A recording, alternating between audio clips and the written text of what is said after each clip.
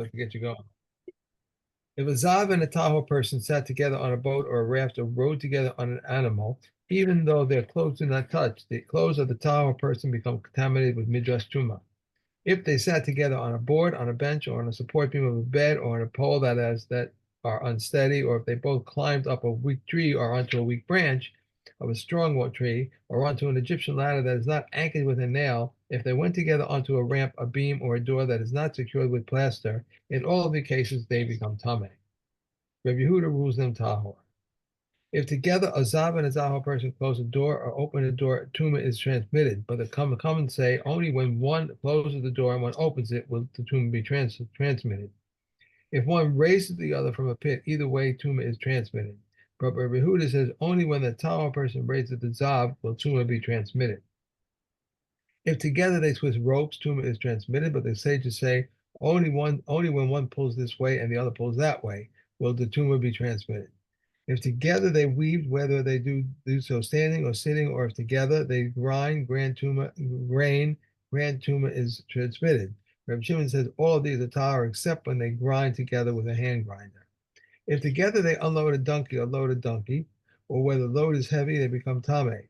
When the load is light, they remain tahor. However, in all cases, they remain tahor with regard to their status as a common people. They are only deemed tameh with regard to their permissibility to eat truma.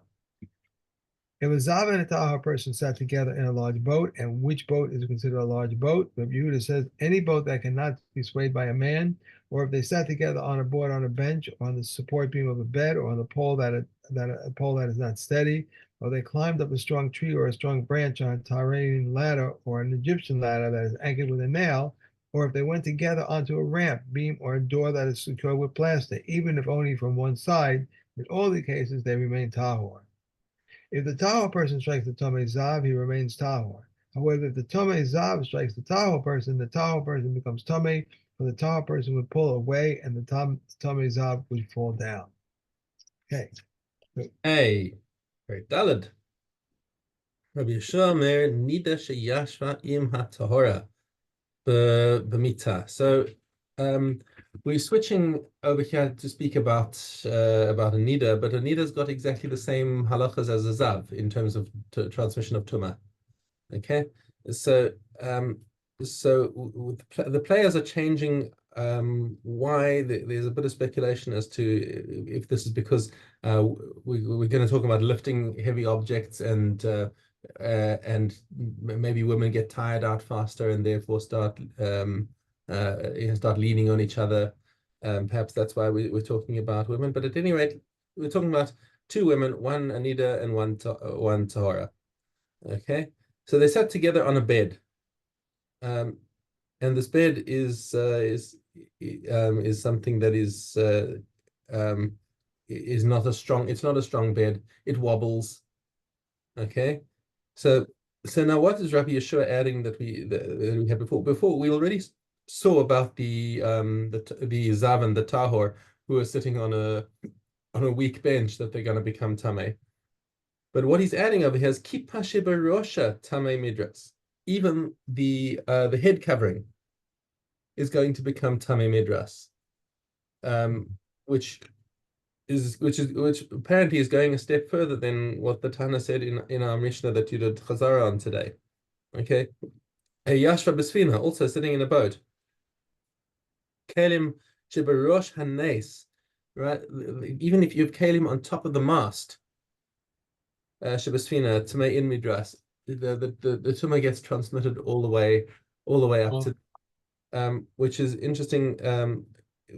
Because that's not as the Tana of our Mishnah that we learned in Gimel Aleph didn't talk about things that are on top of the mast. So that appears to be the point of machlokes between Rabbi Yeshua and the Tana of our Mishnah in Gimel Aleph. Okay, and the halacha follows our Tana. We actually don't send the tumah up to the kalim on the top of the mast, or onto the kalim that are on the tahor woman's head. So they agree that she does become Tamei Midras, but the things that are on top, as opposed to her clothing that she's wearing on her body, there seems to be a difference between the things on her head and the things on her body. And honestly, I don't know why. Rabbi Yeshua seems to have a pretty fair point, because if she's wearing them, they should become tame midrash just the same as the rest of her clothes. So I'll admit I don't follow the why the Tana of the first Mishnah doesn't go that far. Okay. Yes, Noteles Ariva Melea Begadim. Okay, she takes a bowl full of clothing, Bisman Shemasan Kaved.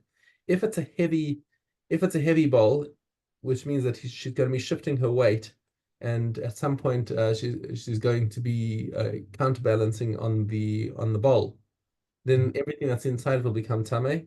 Bisman Shemasan Kal. However, if it's a light load, just a little laundry basket that's got some clothes in it. They are tahor. That is tahor from midras tuma, but they nonetheless, because of being carried by her, they will nonetheless receive. They'll become a rishon. Okay. Zav shehikish al ketzutra. Ketzutra is To the balcony. Struck a blow on a balcony. balcony. There we go. V'nafal kikar shel truma tahor. So if he struck a blow on the balcony, and our balcony is is a solid piece of the house, and as a result, a loaf of truma fell. We're not going to say that he did this by hesed. This is just vibrations going through the Right. thing, and vibrations are a degree too far, even for hesed, and that is nonetheless tahor.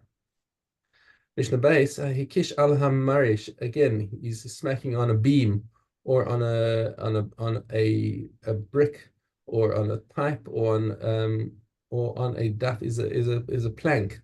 Or He says he struck a blow on a crossbeam, on a frame, on a gutter board, and a plank. a plank, yeah. Afal pi shehu asui b'chavalim. Even though it's held in place by ropes, ala tanur, or on an oven, or on a yam. No, the yam is not the sea, is the chelek hatachton shel harechaim. That's the bottom piece of the mill. Well, it's Right. well, Right. and its trouble is the upper portion of the mill. Al chamor shel rechaim shel yad, or the base of a hand mill. Al se'ah shel rechaim shel zaytim, or on the se'ah, Olive grind. yeah, the olive grinder. Rabbi Yossi Omer, af al koras hamalben habalanin tahor. So in all of these cases, it's tahor, because these are big and heavy things, and it's not called heset, and so it's just vibrations that's causing it to fall. And Rabbi Yossi even includes the beam that the bathhouse attendant sits on, although the Tanna Kamma does not agree with, does not extend that far. Okay, however, now Mishnah Gimel gives the counter examples. Hikishala deles. So let's say there was some truma balanced on the top of the door, or ala neger, or on a plank, which is sorry, the neger is the deadbolt. Right. Right. Okay. Ala manul, or on a lock, or ala mashot, an oar, al hakelet. The keles is the Mill, mill receptacle. the lower receptacle. Okay. Well, ilan shekochora, or on a weak tree. Well, socha shekochora al ilan yafe, or on a weak branch, even if it's on a strong tree. Al sulam mitzri, on a we've seen these examples before. On the Egyptian ladder that hasn't been fixed with a nail. Al a kevish, or on a ramp, on a kora, on the house beam, on the ala deres bisman she'enan asuin betit. When it hasn't been fixed in place by plaster, these are tame because of hesed, because he has moved it, and possibly some of his weight has been transferred onto the truma, and therefore the truma would become tame. Ala shida, ala teva, ala migdal tmein. Also on the shida is the chest, and the teva. So the teva is a chest, and the shida is like a side table. On a It says, migdal it cupboard. says if the Zav struck a blow on a carriage or a chest or a closet. Okay, okay, the carriage. Shida, yeah, that's right. It's right. I remember the Shida had was that little. It was that little cupboard on wheels. Yeah. Okay, al amygdal, Tamayin, these all become tummy because they're not very stable in themselves, and therefore we don't just put it down to vibration. We say that this is actually his weight being transferred onto the object. Rabbi Nechemia and Rabbi Shimon Matarin Ba'elu, but we have two opinions who say that no, that this is just vibration. Okay, back to Machshirin Heites. Okay. The cover of tables and the mat of the bricks are not included in the law of water as place, but if he shook them, they are included in the law of water as place. Any stream of liquid is tahor except for a siphite, honey, or tabachas. Beit Shammai says also a porridge of split beans or whole beans because the stream springs back. If one pours from a hot vessel into a hot vessel, or from a cold vessel into a cold vessel, or from a hot vessel into a cold, it is tahor. From a cold vessel into a hot vessel, it is tameh. Rav Shimon says even if one pours from a hot vessel into a hot vessel and the strength of the lower one is greater than that of the upper one, it is tameh. Okay. One more. Nida. No, one more. There's one more. So I did three. No? Well, we need Yod Aleph. I'm sorry, I thought I did it. If a woman whose hands were towel was stirring a tame pot, if her hands perspired, the tame. If her hands were tame and she was stirring a tahor pot, if her hands perspired, the pot is tame. And Yossi says, if they dripped, if they dripped. If someone weighed grapes in the pan of a scale, the wine in the pail is tahor until he pours it into a container. This is similar to baskets of olives and grapes when they are dripping. Okay. Nida. Okay, hey. Hey, a boy who is 9 years old and one day old who cohabitates with his Vivama quiets her, but he cannot give her a bill of divorce until he reaches adulthood. Furthermore, he becomes tummy by cohabiting with Anita to the degree that he will render a bottom couch as tummy as that which is on top. As that which is on top, he disqualifies the woman with whom he cohabitates, but he does not cause the woman to eat truma. He disqualifies an animal for being offered on the altar, and the animal is stoned to death on his account. And he cohabitates with any one of the Arias mentioned in the Torah that are put to death on his account, but is not liable to his punishment. A girl who is 11 and one day old, her vows are examined, and a girl who is 12-year-old and one day old, her vows stand, and a girl's vows are examined her entire 12th year. A boy who is 12 years and one day old, his vows are examined. A boy who is 13 years and one day, his vows stand, and a boy's vows are examined his entire 13th year. Before this time, even if they say, we know unto whom we vowed, or we know unto whom we consecrated, their vows are not valid vows, and their consecrations are not valid consecrations. After this time, if they say, we do not know unto whom we vowed, or we do not know unto whom we consecrated, their vows are valid vows, and their consecrations are valid consecrations. The comment created a metaphor for this developmental stage of a woman, a green fig, a small fig, and a semel. At the stage when she is likened to a green fig, she is still a child. The stage of a small fig alludes to the days of a naris period. During about this stage and that stage, a father is entitled to her fines and to her earnings and to the annulment of her vows. Semel includes a stage of full adulthood. Once she reaches full adulthood, her father no longer has authority over her. Para. Right? Yeah, para.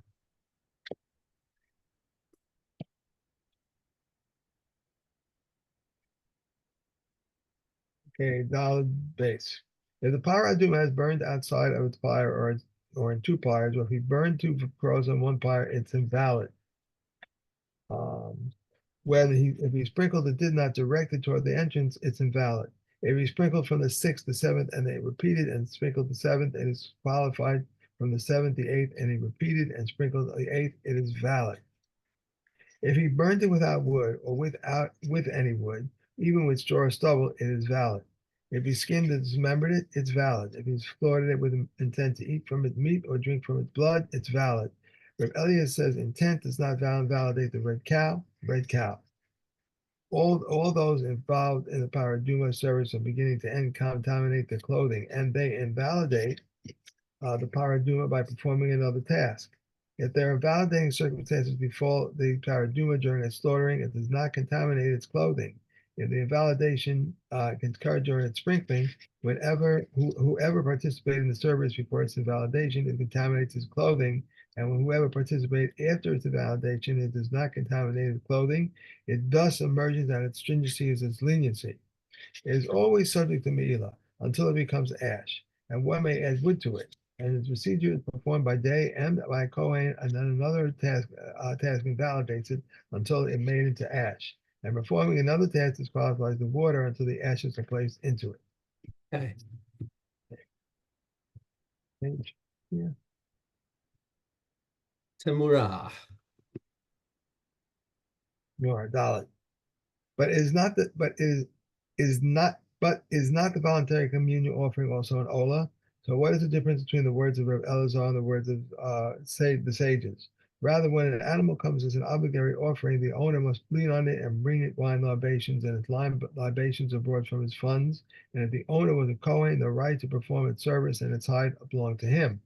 But when it is a voluntary communal offering, the owner does not lean on it and does not bring libations for it, but rather and its libations are brought from communal funds. And even if the owner is a Kohen, the right to perform the service and its hide belongs to the members of the Mishmar. Concerning the tumor of the firstborn animal and the animal type, their offspring and the offspring of their offspring are ad infinitum. All of these are like the original firstborn and tithe offerings, and they are eaten by the owner when they become blemished. What is the difference between a firstborn and the tithe animal and all the other offerings? That all offerings may be sold in the market and slaughtered in the market and may be weighed against the leader weight. And the exception of the firstborn and the tithe animals are all offerings are subject to redemption, and the tamaras are likewise are subject to redemption, with the exception of the firstborn and tithe animals. And all sacrificial offerings are brought from outside the land of Israel, with the exception of a Bakor or Maisa animal. However, if a Bakor or Maisa animals were brought there unblemished, if they are unblemished, they are offered. If they are blemished, they are eaten in their blemished state by the owners. Reb Shimon says, what is the reason for the difference? It is that Bakor and Maisa animals have a remedy in their present place, but in the case of all of the offerings, even when they develop a blemish, they remain in a consecrated state. The offspring of a Akatos, the Demora of a Akatos, and Akatos whose owners have died are left to die. Akatos whose years have passed, and one who has lost and then found blemished, if the owners then stone for their sin, the original Akatos is left to die. It does not make a Tamora, and one must not derive benefit from it, nor is one liable for its Me'ilah. But if the owners did not yet atone for the sin, the original Katos should be left to graze until it develops a blemish, and it should be sold and should be then bring another offering with its proceeds, and it makes Tamora, and one is liable for Me'ilah. Okay. And we have Kedushin. Okay, Reb Eliezer, I'm sorry, Reb Eliezer says if a Kohen not coming by to postulate his daughter, right? The second, What was it? we're No, it's supposed to Chet. do Dalet Ches. The one who says the son of mine is a mamzer, it is not believed, even if they both say concerning the fetus in her womb. He is a mamzer, they are both not believed. But Yehuda says they are believed. If someone authorized his agent to give his daughter a kedushin, if he went and gave her a kedushin, if it was his first, his kedushin is valid. If that of the original, if the agent was first, his kedushin is valid. If it is not known, they both give a get, and if they desire, one may give a get, and the other one may marry her. Similarly, if a woman authorized an agent to accept a kedushin and she went and accepted her own kedushin, if hers was first, her kedushin is valid. But if her agent was first, his kedushin is valid. If it is not known, they both give her a get. If they desire, one may give her a get, and the one may marry her. Someone who went overseas with his wife and then came with his wife and his children and said that this is a woman who went overseas with him and these are her children, did not bring proof concerning the woman nor concerning the children. If he said she died and these are her children, he must bring proof concerning the children, but he did not bring proof concerning the woman. If Okay, one married, okay. Okay. so, We're gonna finish this on Sunday and move on to Baba Kama. comma, okay, the easy stuff. Okay, Erevin, base. We may make an error with the my, with first tithe whose truma has been taken, and with second tithe will consecrate a Just a person. second. We're on Gimel Gimel. In the wrong place. Sorry. If you place it on a tree higher than 10 fists, his Erev is not valid. Below 10 fists, his Erev is valid. If you place it in a ditch even 100 cubits deep, his Erev is valid. If you put it atop a reed or atop a pole, so long as it's uprooted and is stuck into the ground, even if it's 100 cubits high, his Erev is valid. If he placed it in a locker and he lost the key, the Erev is valid. And Eliezer says he does not know that the key is in its place, the Erev is not valid. If it rolled beyond the Techum and a heap fell on it, or it burned and it was truma on which became contaminated, if it was still day, the Erev is valid. If after dark, the Erev is valid. If it is a doubt, the Meir and Yehuda say he is caught in between. Rabbi Yossi and Rabbi Shimon say the doubtful Erev is valid. Said Rabbi Yossi, Avitul most tested in the name of the 5 sages that a doubtful Erev is valid. A person may attach a condition to his Erev and say, if Gentiles come from the east, my Erev is to the west. If from the west, if they come from the west, my Erev is in the east. If they come from both directions, I shall go to the place I choose. If I did not come from either direction, I am as my townspeople. If a scholar comes to the east, my Erev is to the east. If from the west, my Erev is to the west. If one comes to here and one comes to there, I shall go to the place I choose. And if to neither direction, I am as my town people. Rabbi Yehuda says if one of the scholars was his teacher, he must go to his teacher. If both were his teachers, he may go to the place he chooses. Okay, that's it. Thank you very much. Okay, have a good Shikak. Have a great Wonderful Shabbos. Shabbos. Enjoy. See you on Sunday, Mr. Right. Thank you. Bye.